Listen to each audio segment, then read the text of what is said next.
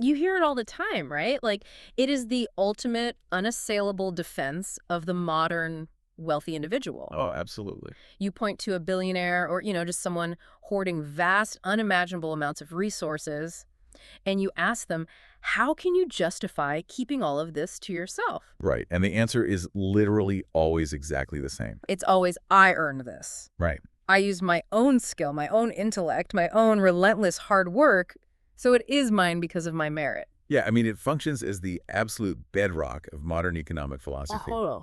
And the logic seems impenetrable on the surface. Yeah. Like, if you extend the energy, take the risks, apply your unique talents, the resulting surplus belongs entirely to you. To argue otherwise feels, to a lot of people, like an attack on the very concept of human agency. Well, today we're taking a deep dive into a stack of historical texts to really examine that. Specifically, we're looking at the controversial January 1981 lectures of Allama Parwez to figure out if that seemingly impenetrable logic is actually the root cause of global inequality. It's a fascinating angle. It really is. We are looking at a deeply radical, purely socioeconomic reading of a very old text, specifically Surah Az-Zumar, verse 49 of the Quran. And Parwez highlights how this exact claim, the idea that I earned this wealth through my own merit so it's exclusively mine, how that is addressed. Right, he hones right in on it. Exactly. The text doesn't just call it like a moral mistake. It labels this specific mindset a fitna. And what's fascinating here is the translation and the contextual weight of that word, fitna. That is where Parwez completely upends the traditional consensus. How so? Well, in Orthodox religious contexts for centuries, scholars have translated fitna as a spiritual trial or a temptation or, the theological sin. It's something you privately repent for. Exactly, something you repent for in the dark. But Parwez strips away that supernatural framing entirely. Just tosses it out. He argues this is a sociological diagnosis. The text is asserting that this specific mentality, the privatization of communal resources under the guise of individual merit, is the literal structural root of human corruption. Yeah, it's the engine of societal breakdown. Okay, wait, that makes no sense. I have to play devil's advocate here for a second because if you are listening to this, you are probably thinking about your own career or business, right? For sure. Everyone goes straight to their own paycheck. Right.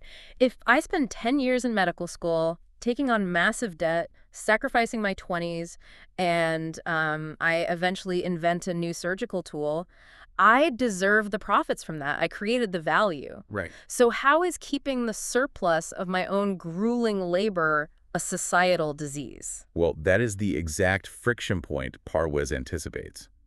He isn't suggesting that your 10 years of medical school didn't happen, or that your specific labor shouldn't provide you with a high quality of life. Okay, so he's not against the concept of skill. Not at all. The destructive element, the fitna, is the subsequent leap in logic. Which is what? It is the assumption that because you used your skill to acquire this surplus, you have absolute, exclusive, and unlimited ownership over it. Ah, I see. Right. Regardless of the systemic deprivation that hoarding causes to others within the same ecosystem. So it's really about the boundary of ownership, not the existence of the skill itself. Exactly. Let's look at the mechanics of your medical school example, right? You did not operate in a vacuum. No, obviously not. Your individual skill was exercised within a society that subsidized the medical university, built the roads you drove on to get there, funded the foundational biological research over centuries. And provided the consumer base, like the patients who can actually afford the surgical tool. Yes, the I earned it mentality becomes a structural disease when it crosses the line into systemic hoarding because it actively severs the return flow of resources back to the societal body that made the achievement possible in the first place. Right, so it's the privatization of communal infrastructure masked as a personal, isolated virtue. Perfectly said. The text in Parwez's reading isn't attacking your hard work. It's attacking your amnesia about how human networks actually function. Yes, that amnesia is key. When an individual's right to their earnings transforms into a systemic deprivation for the people at the bottom, the society begins to rot.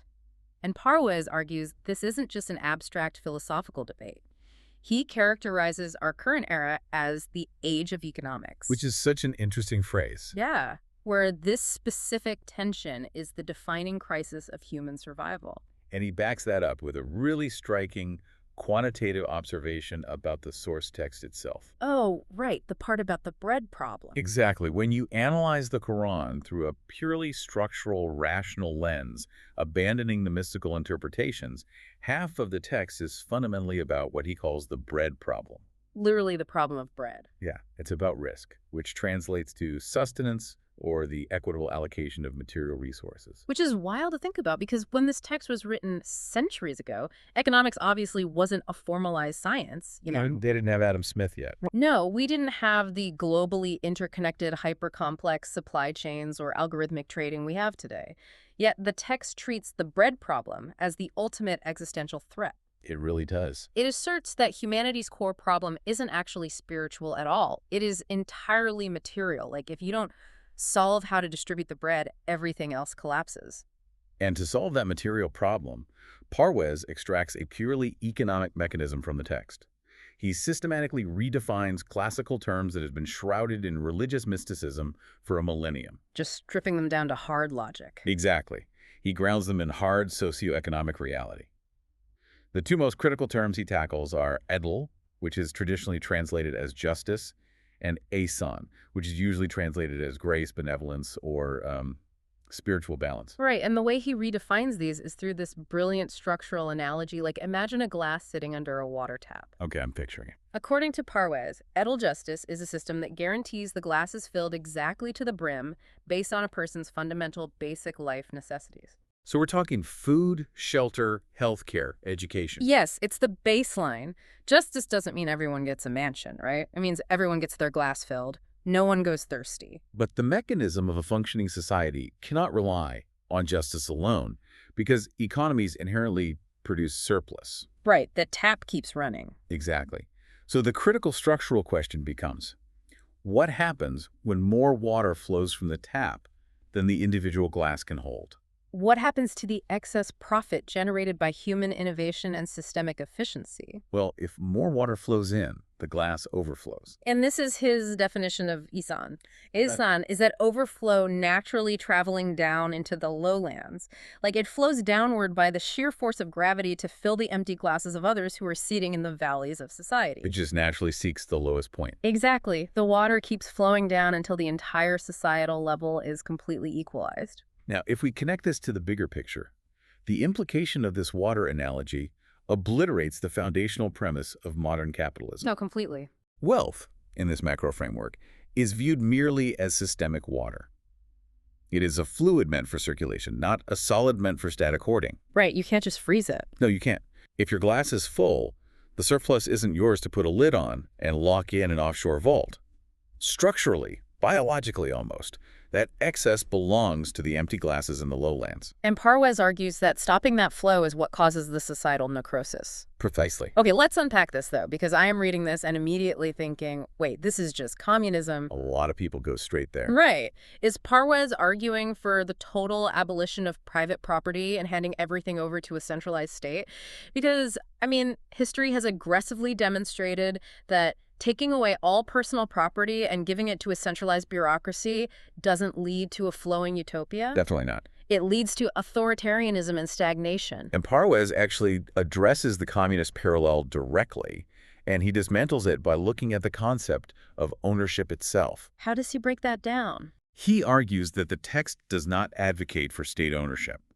In the framework he extracts, neither the individual nor the state has absolute ownership. Wait, neither of them. Neither.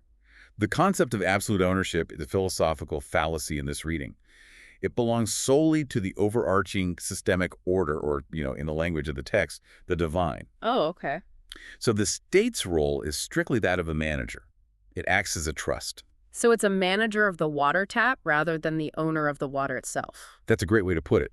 The state manages the flow of resources to guarantee that the basic life necessities, the full glass of water, are met for every single individual. Because state ownership, like we saw in Soviet communism, often just replaces a corporate oligarchy with a bureaucratic oligarchy. Exactly. The state claims to own the water and then uses it to control the populace. Right. But Parwez's reading suggests the state merely ensures the plumbing works so the water naturally reaches the lowlands without coercive authoritarianism. It's about eliminating the structural hoarding, not stripping people of their personal agency. Okay, so if this concept of an equitable flowing economy is deeply embedded in these ancient texts, how did we end up with centuries of profound inequality in societies that claim to hold these exact texts sacred? That is the million-dollar question. Like, if the blueprint for a leak-proof plumbing system was right there all along, why are we still living in a world of extreme wealth hoarding? Well, Parwez provides a historical critique to answer this, and let me tell you, it is scathing. I bet. He outlines how traditional belief systems were systematically hijacked by the wealthy elite to protect a feudal, and later a capitalist, status quo. Look at the mechanics of power over the last 1,000 years, right? If you are a wealthy elite holding the vast majority of resources, and you are surrounded by the 80 to 90% of the impoverished masses... Vastly outnumbered. Exactly. How do you prevent a rebellion? Physical force, like armies, guards, constant surveillance. It's incredibly expensive and ultimately unsustainable. Right, eventually the starving majority will just overwhelm the well-fed minority. So it's like installing malware in a computer system.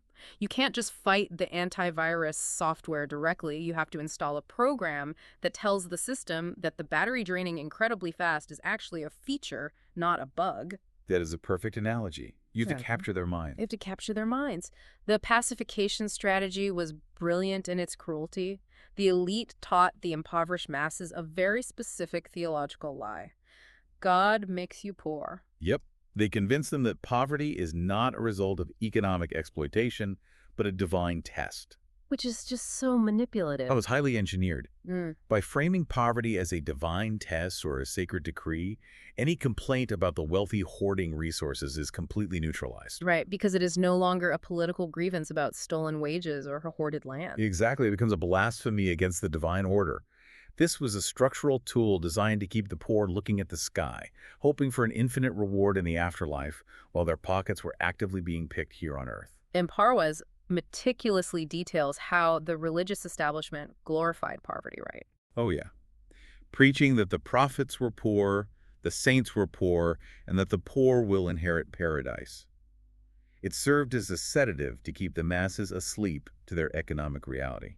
And to bring this into the modern era, Parwez doesn't just look at feudal history, he examines the Cold War. This part is so fascinating. Right. When the Soviet Union rose, advocating for the redistribution of wealth, the global capitalist order panicked. They were terrified. And Parwez notes that while the specific methods of the Soviet system lacked a proper foundation and were ultimately doomed by their authoritarianism, their initial cry against massive inequality was structurally valid to a starving population. Completely valid. And the capitalist nations realized that the vast populations of the developing world, who were deeply steeped in religious traditions, might actually listen to that message of economic equality and revolt against the elite. So what did they do? Well, the response from the capitalist powers is a masterclass in the weaponization of ideology. They did not attempt to engage the developing world in a debate about macroeconomics. Of course not. They didn't try to prove that free market capitalism would eventually provide better infrastructure for the global poor. They knew that a starving person doesn't care about the theory of trickle-down economics. They completely pivoted the narrative. Yes, they did. They weaponized faith, utilizing slogans like, "Believers in God unite." They told the religious masses, "We must fight the godless communists." Exactly. They masked a massive geopolitical war of wealth preservation as a holy crusade. It's just wild. They manipulated the masses into defending the very economic system that was starving them simply by framing the enemy as a threat to their theology. It was a wildly successful, cynical maneuver. Consider operations like the CIA funding religious proxy groups in Afghanistan during the Cold War. Right. They recognized that theological fervor is a far more potent motivator than economic theory. By framing the conflict in theological terms, the capitalist elite maintained control over global resources without ever having to justify their hoarding to the populations they were extracting from. You know, that makes me think of modern corporate environments. Oh, how so? Think about when striking workers today, who are literally just asking for a living wage and basic health care, are guilt-tripped by executive management. Oh yeah, the whole "we're a family" thing. Exactly. The executives will say things like, "You're not being team players," or "You're betraying the company family." They use these moral frameworks of loyalty to enforce economic dominance. Right. They shift the conversation from, "You aren't paying us enough to survive," to, you are morally failing the collective. That is a great modern parallel. That gets you halfway there. But the corporate analogy misses one key factor: Uh, the state's monopoly on violence. oh, true. Like, a corporation can fire you, but state-sponsored religious or ideological institutions historically had the power to imprison or even execute you for heresy. Right, the stakes were literally life and death. When you combine economic hoarding with theological or state-mandated moral authority, the trap becomes almost inescapable. Yeah. And Parwez spent 25 years fighting this specific weaponization of belief. Wow, 25 years. Yeah, he was labeled a heretic. He faced intense opposition precisely because he kept pulling the curtain back and saying, "Stop looking at the sky. This is about the bread problem. This is about systemic exploitation." Okay, let's unpack this then.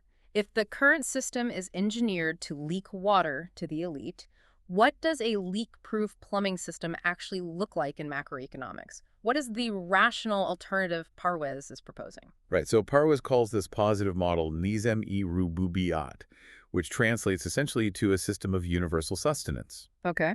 And to explain the mechanics of this system, he, again, strips away centuries of traditional vocabulary and redefines classic terms purely through a macroeconomic lens. Like what? We'll take the term riba, for example.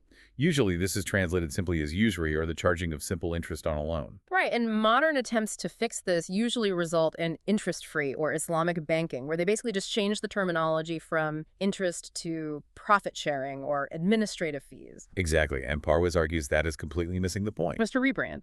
Right. When the text was written, the modern concept of hyper-financialized capitalism obviously didn't exist.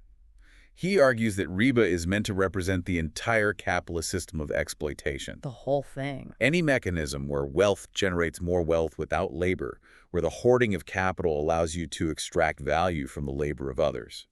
Changing the name on the banking brochure doesn't change the structural exploitation, it just creates a new facade for the rich to take a cut. And Parwez applies the same radical macroeconomic lens to zakat, right? Yes, he does. Traditionally, this is viewed as a flat 2.5% charitable tax on accumulated wealth, given once a year.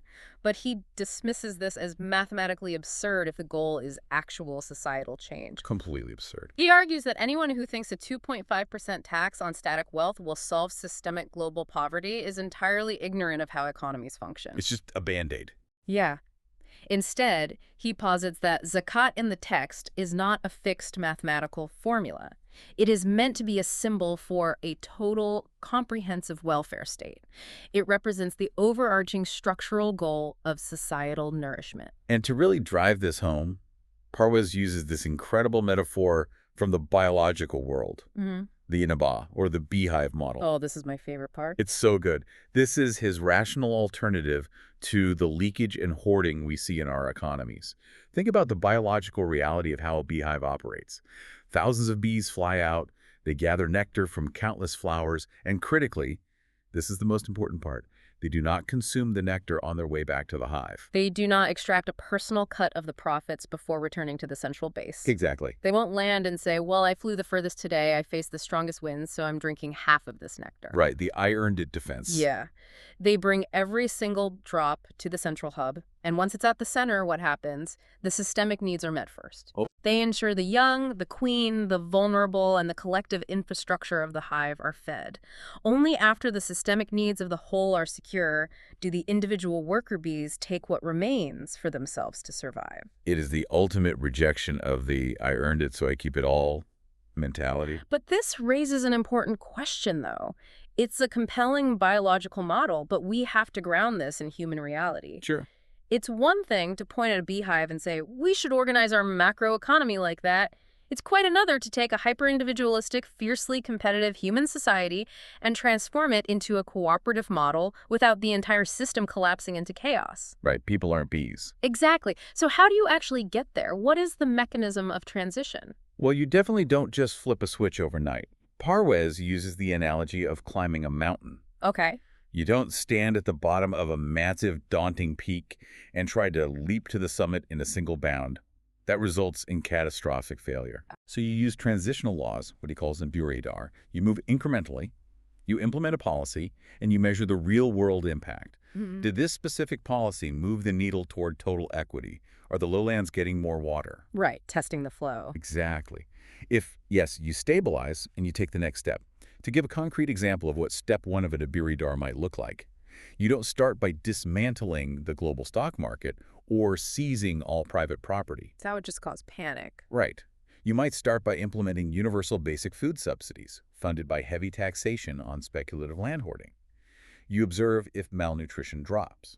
And then step two might be the complete decommodification of essential healthcare. You constantly monitor the water level in the lowest parts of society. Yes. And what's truly wild about this source material is the historical validation Parwez experienced regarding these exact transitional concepts. Oh, the 1981 report. Yes. After 25 years of facing fierce opposition, of being ostracized for preaching the socio-economic model instead of theological compliance, a government committee in Pakistan in 1981, the Committee on Islamization of Economics, released an official report. It is a remarkable moment of bureaucratic validation. Parwez acquires this report, likely expecting the usual surface-level, traditional tinkering, maybe proposing a slightly better system for collecting the 2.5% charity tax. That's what you'd assume. But instead, he opens the document, and the very first page declares that absolute private ownership is not permitted. Unbelievable. He flips the page, and the committee explicitly states that state ownership is also not permitted, citing the failures of centralized communism. The report concludes that ownership belongs to the systemic order, and the state merely manages it as a trust to ensure basic life necessities for every single citizen. I mean, I can't imagine reading that after decades of being called a heretic. The report essentially printed his life's work on official government letterhead. Totally vindicating. The committee stated that a society is only functioning correctly if no individual is deprived of the necessities of life. They utilized the exact concepts of Adl and Ihsan, the water leveling out the social classes. Right? They declared that the extreme disparity between the rich and the poor is an artificial, destructive system created by human hoarding, not a divine reality. They even explicitly concluded that the traditional 2.5% charity tax was mathematically insufficient to solve poverty, and that a step-by-step transitional period, the Abiridar, was required to re-engineer the economy. It's a powerful moment of synthesis in his lecture. It proved that these ideas weren't just the theoretical ramblings of a solitary thinker. They were structural truths that even the bureaucratic institutions of power were eventually forced to acknowledge. Driven by what Parwez calls the demands of the time, or historical necessity. Exactly. So what does this all mean? Which brings us to the ultimate synthesis of this entire framework. Parwez pulls all these macroeconomic threads together by examining a specific command in the text. Do not despair. In traditional religious contexts, this is universally interpreted as an emotional comfort. It means, don't be sad, God will forgive your sins, find peace in your heart. It's very personal. Yeah. But in this socioeconomic framework, despair has a very specific material cause. Despair is not a random emotional failing. It is the psychological byproduct of a leaky economic system. A leaky system, exactly. Despair happens when resources are systematically diverted. Parwez uses the analogy of a farmer in an arid region trying to water his crops. Okay, picture this. The farmer digs a trench from the central well to his field. But because the trench is unpaved, made of loose dirt, the water continuously leaks out along the way. By the time the water reaches the field where it is actually needed for production, it's reduced to a mere trickle. It's all gone. Yeah. This systemic leakage, this structural waste, is called israf. When you are the person standing in that dry field, right, waiting for water that never comes because it leaked out into the pockets of the wealthy along the way, you feel despair. And understandably so. Parwez actually mentions a news story from that era about a wealthy landowner offering 1.2 million rupees for a hunting falcon, while the people in the surrounding villages couldn't afford basic clothing to survive the winter. That 1.2 million rupees for a luxury bird is the water leaking out of the unpaved trench. That is the definition of israf. The psychological weight of knowing you are freezing while another person spends a fortune on a bird is the root of societal despair. And therefore, the text's command to not despair is not a hollow emotional pat on the back. No, not at all. It is a structural guarantee. It is the text asserting we have a blueprint for a system that will fix the plumbing of society. We will pave the irrigation trenches so that the water reaches the crops without leaking into the hands of the elite.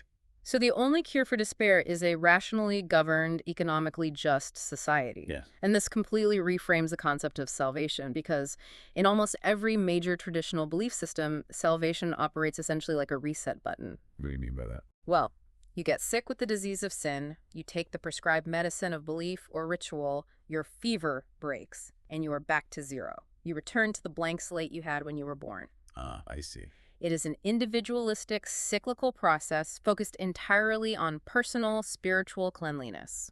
The problem with the reset button model of salvation is that it allows you to feel spiritually clean while ignoring the material reality of the world around you. Exactly. Parwez argues that the Quranic model doesn't use the concept of salvation as a return to zero. It uses a concept that translates far closer to the word achievement. Achievement. Yes, it is not about wiping away a personal stain through ritual. It is about the tangible, material, socioeconomic achievement of building a civilization where poverty has been entirely eradicated. It's about building the beehive. Yes. It is an economic blueprint for human survival stripped of all supernatural sentimentality.